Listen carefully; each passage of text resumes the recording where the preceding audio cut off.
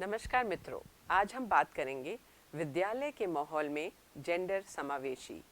Gender और संबंधित अवधारणाओं को समझने के बाद आइए अब हम ये समझते हैं कि हम अपने विद्यालयों को किस प्रकार जेंडर समावेशी बना सकते हैं। हम सभी ये जानते हैं कि कक्षा का माहौल, स्थान और उनका प्रबंधन करने वाली संस्थाओं में विविधता होती है। इसके अतिरिक्त उनका सह शिक्षा और लड़कियों या लड़कों के विद्यालयों के रूप में भी वर्गीकृत किया जाता है। देश भर में विभिन्न प्रकार के विद्यालयों में बच्चों, अध्यापकों, विद्यालय कर्मियों और विभिन्न लाभार्थियों के बीच विभिन्न प्रकार के संवाद होते रहते हैं। विद्यालय प्रक्रियाओं में एक औपचारिक ढांचे के अंदर होने वाले समस्त कार्यकलाप सम्मिलित होते हैं। इसमें पाठ्यचर्या को पढ़ाना अध्यापकों, विद्यार्थियों और अन्य लाभार्थियों जैसे कि विद्यालय प्रशासक, विविध कार्य करने वाले व्यक्ति, अभिभावकों और सहपाठियों के साथ बातचीत सम्मिलित है। ये बातचीत कक्षा के अंदर और बाहर दोनों जगह पर होती है। मित्रों, समाज में व्याप्त जेंडर असमानताएं विद्यालय के माहौल और विद्यालय प्रक्रिया तक भी पहुंच जाती हैं। जो प्रक्रियाएं घरों में और समाज में आरंभ होती हैं, उनको अक्सर विद्यालय तंत्र में सुदृढ़ कर दिया जाता है। औपचारिक और अप्रत्यक्ष पाठ्यचर्या सभी जेंडर के बच्चों को उनकी व्यावसायिक और सामाजिक भूमिकाओं के लिए तैयार करती है। औपचारिक पाठ्यचर्या में व्यापक रूप से विद्यालय में पढ़ाए जाने वाला समस्त उपयुक्त और अनिवार्य ज्ञान सम्मिलित है, लेकिन कुछ ऐसे पहलू हैं जिनको विद्यालय तंत्र में अनौपचारिक रूप से पढ़ाया सिखाया जाता है और यह अप्रत्यक्ष पाठ्यचर्या कहलाता है। अप्रत्यक्ष पाठ्यचर्या में वह व्यवहार, योजना और सोच शामिल है जिनको विद्यार्थी अनजाने में ग्रहण कर लेते हैं। अप्रत्यक्ष पाठ्यचर्या वह पाठ्यचर्या है जिसे विद्यार्थी विद्यालय में आत्मसात करते हैं, जो उनके औपचारिक पाठ्यक्रम का भाग हो भी सकता है और नहीं भी हो सकता है। जेंडर अनिवार्य रूप से इस अप्रत्यक्ष पाठ्यचर्या का घटक बन जाता है। इसको विभिन्न प्रबंधन संबंधी व्यवस्थाओं के द्वारा व्यक्त किया जाता है। इसमें सम्मिलित है जेंडर के आधार पर कक्षा और विद्यालय में भौतिक स्थान का विभाजन, लड़कों और लड़कियों को विभिन्न कार्य सौंपना, विद्यालय के दैनिक क्रियाकलापों में और प्रथाओं में पुरस्कार और सजा की प्रणालियां, विभिन्न कार्य नीतियों द्वारा लड़कों और लड़कियों को अनुशासित करना, अध्यापकों के चिन्हित करने के तरीके जिनमें जेंडर भेदभाव होता है, अध्यापक विद्यार्थी और विद्यार्थी विद्यार्थी के बीच परस्पर बातचीत, जिम्मेदारियों को सौंपने में लड़कियों को सफाई, झाड़ू लगाने या ऐसे कार्य सौंपे जाते हैं जो घरेलू कार्यों के विस्तार होते हैं। लड़कों को ऐसे कार्य दिए जाते हैं जो नेतृत्व के गुणों को बढ़ाते हैं। अध्यापकों द्वारा नित्य कार्यों का आवंटन जेंडर रूढ़िवादिता को सशक्त करता है। अनेक विद्यालयों में लड़कियों को हल्के और सजावटी कार्यों को करते देखा जा सकता है, जिसमें कक्षा को व्यवस्थित करना या मुख्य अतिथियों को गुलदस्ता देना शामिल है, जबकि लड़कों से उन कार्य को करने की उम्मीद की जाती है जिनमें ताकत लगती है, जैसे फर्नीचर को उठाना, मेजों को खिसकाना अथवा जिन कामों में तकनीकी कौशल की आवश्यकता होती है, जैसे लाइट लगाना। इसलिए यदि अप्रत्यक्ष पाठ्यचर्या को विद्यालय द्वारा नहीं संबोधित किया जाएगा, तो लड़के और लड़कियों के द्वारा उनको सौंपी गई भूमिकाओं और दायित्व को आत्मसात करना जारी रहेगा। अध्यापकों के लिए यह समझना महत्वपूर्ण है कि अप्रत्यक्ष पाठ्यचर्या वह है जिसमें विद्यार्थी विद्यालय में आत्मसात करते हैं। समाज के अन्य सदस्यों की भांति अध्यापकों को भी जेंडर भूमिकाओं के संदर्भ में समाजीकरण होता है। उनकी भी जेंडर के बारे में कुछ पूर्व धारणाएं होती हैं जिनको वे विद्यालय और कक्षा में अपने साथ ले आते हैं।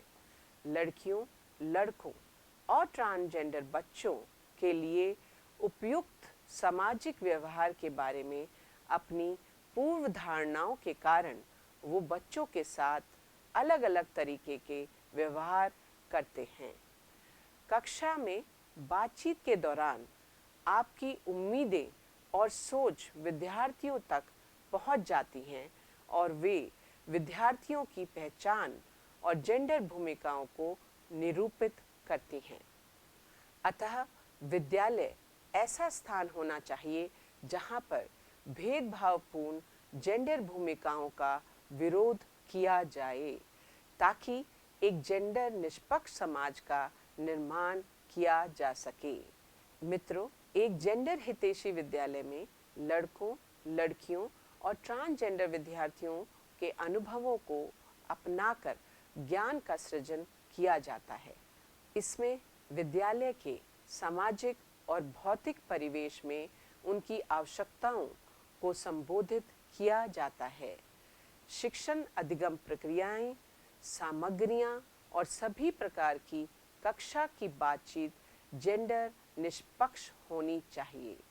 विद्यालय में विद्यार्थियों को अधिगम सीखने की ऐसी स्थितियां प्रदान की जानी चाहिए जिसमें वे अपनी निजी पूर्वग्रहों को भूलकर सामाजिक स्तर पर पूर्वग्रहों को संबोधित कर सकें। विद्यालय को जेंडर समावेशी बनाने के लिए एक समग्र अधिगम अपनाया जाना चाहिए जिसमें अनेक क्षेत्रों में योगदान की आवश्यकता है।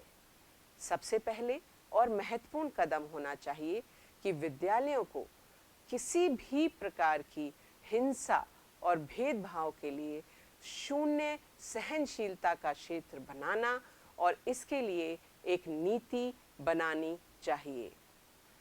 एक बार ये नीति बन जाए, अध्यापकों, कर्मचारियों और विद्यार्थियों के लिए एक आचार संहिता बनाई जा सकती है जो कि एक सुरक्षित अधिगम परिवेश को बनाए रखेगी। ये सुनिश्चित करना चाहिए कि इसका क्रियान्वयन सफलतापूर्वक किया जाए।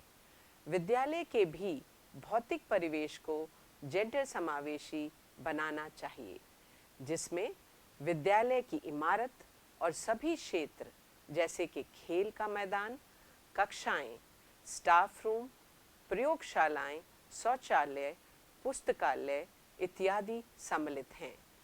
इसमें विद्यालय और उसके आसपास के क्षेत्र, बस स्टॉप और वाहनों की पार्किंग के क्षेत्र भी सम्मिलित हैं।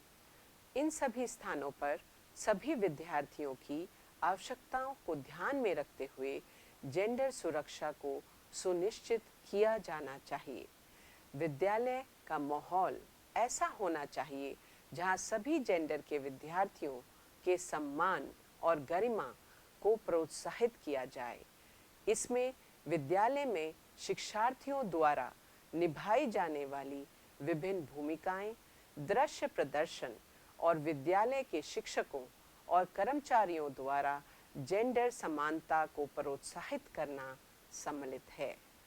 विद्यालय को अध्यापकों और कर्मचारियों के लिए जेंडर पूर्वग्रहों, भेदभाव और किसी भी प्रकार के जेंडर हिंसा को संबोधित करने के लिए नियमित रूप से प्रशिक्षण और व्यावसायिक विकास कार्यक्रमों का आयोजन करना चाहिए।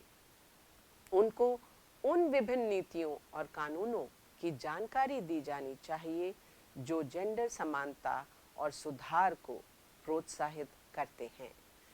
विद्यालय में सभी विद्यार्थियों को सभी क्रियाकलापों और क्लबों में जेंडर के संदर्भ में पूर्णतः बिना किसी भेदभाव के भागीदारी करने के अवसर प्रदान किए जाने चाहिए।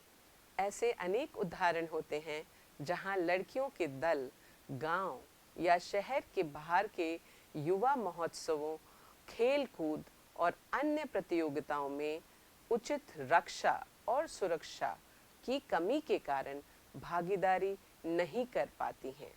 विद्यालय प्रशासन का यह दायित्व है कि ये सुनिश्चित करें कि ऐसी घटनाएं ना हो और प्रत्येक को भागीदारी करने का अवसर मिले। मित्रों, यह भी महत्वपूर्ण है कि विद्यालय में विद्यार्थियों को मार्गदर्शन और परामर्श सेवाओं के साथ साथ मनोवैज्ञानिक समर्थन भी प्राप्त हो। यह प्रावधान उनके लिए विशेष रूप से आवश्यक है जो उत्पीड़न व हिंसा के शिकार हैं एवं वे जो हिंसा करते हैं। विद्यालय का संपर्क गैर सरकारी संगठनों और समाज कल्याण विभागों के साथ होना चाहिए जो ऐसे मुद्दों में उनकी सहायता प्रदान कर सकें। अभिभावकों और समुदाय के सदस्यों को विद्यालय में क्रियाकलापों, विशेषकर जेंडर समानता के मुद्दों को शामिल किया जाना चाहिए, जिसमें पितृसत्तात्मक के दुष्प्रभावों को दूर किया जा सके। साथ ही जेंडर समानता के लिए विद्यालय के पास सतत निगरानी और मूल्यांकन के लिए पर्याप्त साधन होने चाहिए। आइए अब हम सब विद्यालय परिवेश में सभी के लिए जेंडर समावेशी बनाने के लिए एकजुट हो जाएं। नमस्कार।